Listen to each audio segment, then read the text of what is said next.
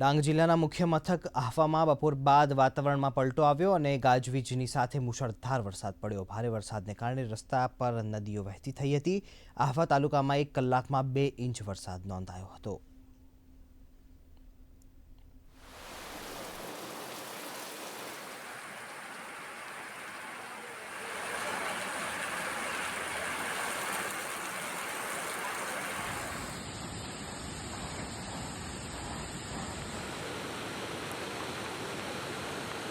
હવામાન ખાતાએ કરેલી આગાહી મુજબ ડાંગ જિલ્લામાં મુશળધાર વરસાદ વરસી રહ્યો છે।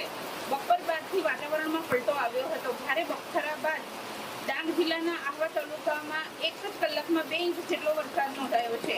આહવા તાલુકાના અનેક પંથકોમાં વરસાદ નોંધાવા પામ્યો છે।